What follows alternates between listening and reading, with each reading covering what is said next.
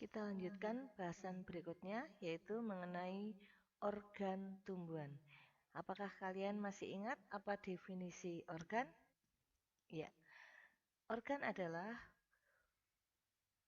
alat dari tubuh makhluk hidup. Dalam hal ini adalah alat pada tumbuhan yang tersusun atas jaringan-jaringan yang membentuk kesatuan dan melaksanakan fungsi tertentu. Pada tumbuhan dikenal organ pokok, khususnya ini pada tumbuhan biji atau spermatofita, yang meliputi organ akar, batang, dan daun.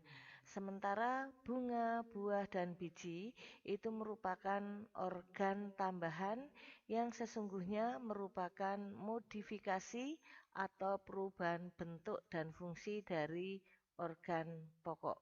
Sebagai contoh, bunga dalam hal ini adalah mahkota dan kelopak bunga itu merupakan modifikasi dari organ pokok daun. Kita bahas yang pertama, yaitu organ pokok pertama, akar atau radix. Pertumbuhan akar dikontrol oleh jaringan meristem apikal akar yang posisinya di ujung akar. Akar primer atau akar pokok tumbuh dari calon akar atau radikula. Sedangkan akar sekunder atau cabang akar tumbuhnya dari perisikel. Perisikel adalah lapisan terluar dari stele atau silinder pusat yang berbatasan langsung dengan endodermis. Dengan kata lain, perisikel itu merupakan lapisan terluar dari stele akar. Struktur morfologi akar mencakup batang akar, cabang akar, rambut akar, dan tudung akar. Sedangkan struktur anatomi akar ada 3, yaitu paling luar epidermis, kemudian di sebelah dalamnya korteks, yang korteks itu tersusun atas berbagai macam jaringan, yaitu parenkim, kolenkim, sklerenkim, dan endodermis. Berikutnya yang ketiga, yaitu stele atau silinder pusat. Lapisan terluarnya namanya perisikel, kemudian di sebelah dalamnya ada floem, cambium, xilem, dan empulur. Apa fungsi akar? Fungsi yang pertama adalah sebagai alat mengokohkan berdirinya batang. Tanpa akar, batang tidak bisa berdiri kokoh. Yang kedua, sebagai alat menyerap air dan mineral dari mediumnya. Fungsi yang ketiga, sebagai tempat menyimpan cadangan makanan pada tumbuhan tertentu, misalnya pada wortel, pada singkong, maupun pada bengkoang. Penampang akar dikotil berbeda dengan penampang akar monokotil. Di depan kita sudah membahasnya, di mana kalau pada akar monokotil terdapat empulur pusat, yaitu lapisan korteks yang ada di bagian pusat akar, sementara di akar dikotil tidak ada empulur pusat karena di bagian pusat akarnya didominasi oleh xilem. Ciri-ciri yang membedakan antara akar monokotil dengan akar dikotil. Yang pertama, sistem perakarannya. Pada akar monokotil tipenya serabut, pada akar dikotil bertipe tunggang. Yang kedua, batas antara ujung akar dengan kalitra atau tudung akar. Pada akar monokotil jelas, pada akar dikotil tidak jelas. Yang ketiga, letak xilem dan floem pada akar yang sudah tua. Pada akar monokotil berselang-seling atau radial, sedangkan pada akar dikotil tua membentuk tipe kolateral terbuka, yakni antara xilem dan floem terdapat cambium. Berikutnya mengenai empulur pusat. Akar monokotil ada empulur pusat, akar dikotil tidak punya andaikan punya itu hanya sempit karena didominasi oleh xilem. Kambium pada akar monokotil tidak punya sehingga tidak bisa mengalami pertumbuhan membesar, sedangkan pada akar dikotil punya. Perisikel pada akar monokotil terdiri dari beberapa lapis sel dengan dinding yang tebal, sedangkan pada akar dikotil hanya selapis sel dan dindingnya juga tebal. Aktivitas perisikel pada akar monokotil membentuk cabang akar, sedangkan pada akar dikotil selain membentuk cabang akar, juga membentuk kambium dan kambium gabus. Organ kedua, batang atau kaulis, sebagai tempat tumbuhnya alat-alat lateral seperti daun, tunas, bunga, dan buah. Dimaksud alat lateral itu alat yang tumbuh dari sisi-sisi batang tersebut. Batang umumnya di atas tanah. Cirinya berruas-ruas utamanya pada batang monokotil. Sebagai sarana transportasi yat dari akar ke daun atau sebaliknya dari daun ke akar itu pasti melewati batang. Kemudian fungsi berikutnya, batang juga menyimpan cadangan makanan, misalnya pada batang sagu, pada batang tebu, pada batang kentang, dan lain sebagainya. Tipe batang ada tipe terna atau herba berair, misalnya loncang, bayam, kangkung. Ada tipe rumput atau kalamus, misalnya rumput teki, rumput Jepang, alang-alang, dan lain sebagainya. Dan ada tipe lignosus atau berkayu, misalnya pada bambu, pada pohon kelapa, pada pohon jati, dan lain sebagainya. Batang mengalami perubahan bentuk dan fungsi atau mengalami modifikasi, ada yang menjadi umbi. Umbi itu batang yang tumbuh di bawah permukaan tanah, biasanya membesar karena menyimpan cadangan makanan, misalnya pada kentang dan ubi kayu. Kemudian ada yang berubah menjadi stolon. Stolon itu batang yang tumbuh mendatar di atas permukaan tanah. Kemudian di sana tumbuh tunas atau ada mata tunas yang tertutup oleh sisik-sisik daun. Misalnya pada stroberi.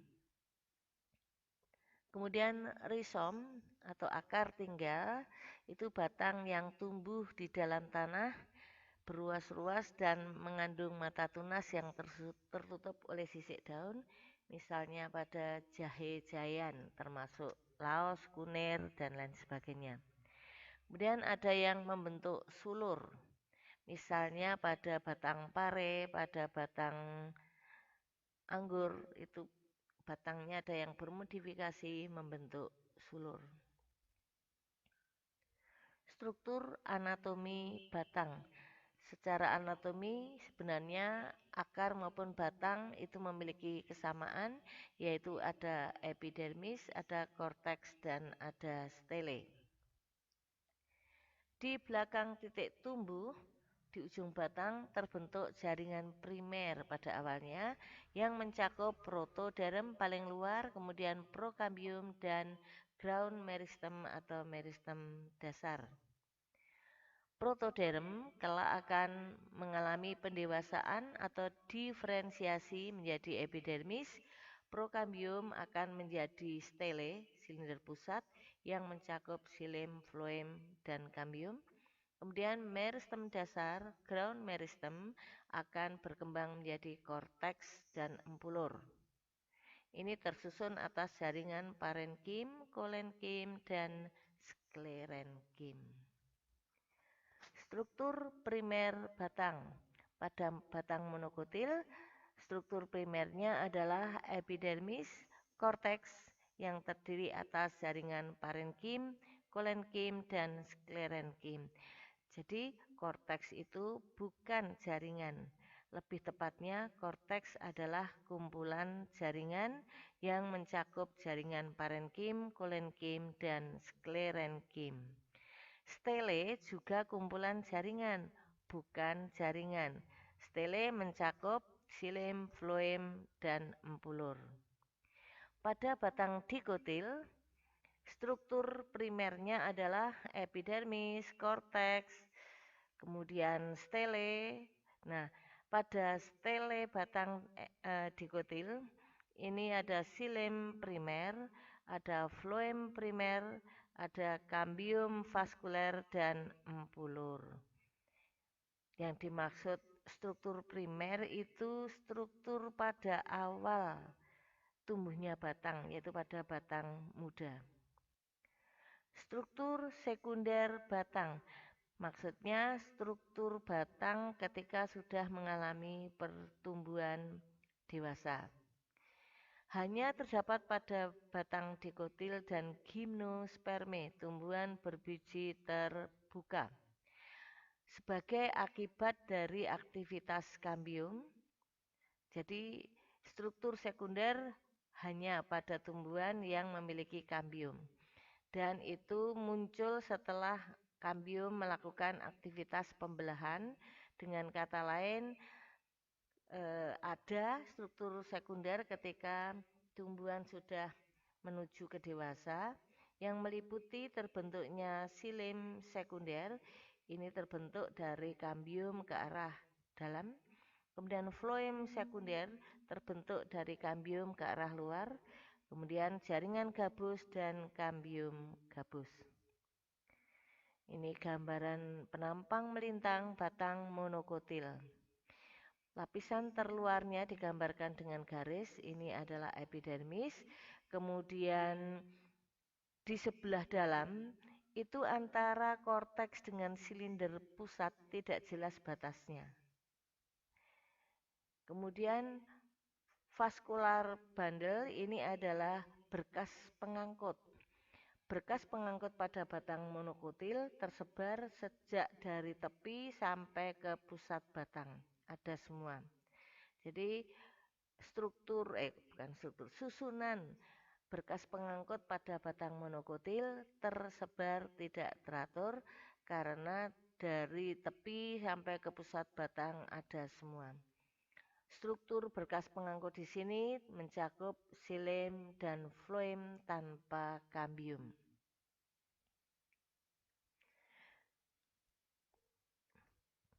Kemudian struktur pada batang dikotil. A, ini adalah lapisan terluarnya, umumnya hanya selapis sel, adalah jaringan epidermis. Kemudian B, ini letaknya di sebelah dalam epidermis, beberapa lapis sel, ini adalah korteks, tersusun atas parenkim, kolenkim, dan sklerenkim. Kemudian di sebelah dalam korteks ini ada stele, silinder pusat, mulai dari setelah korteks sampai tengah batang. Mencakup C, ini adalah floem, D, kambium, kemudian E, xilem, F, ini empulur pusat. Empulur yang ada di antara berkas pengangkut disebut jari-jari empulur. Ini adalah jari-jari empulur. Satu komponen ini disebut dengan berkas pengangkut yang tersusun atas floem di sebelah luar, kemudian kambium di tengah dan xilem di sebelah dalam. Ciri-ciri batang monokotil dengan batang dikotil secara morfologi. Silahkan cari dari buku referensi dan isi tabel-tabelnya. Yang ketiga, organ daun atau leaf atau folium. Biasanya tipis, lebar, berklorofil, dan tumbuhnya daun itu pada batang. Fungsi daun, satu sebagai tempat fotosintesis, Yang kedua sebagai tempat respirasi atau transpirasi, penguapan. Yang ketiga sebagai tempat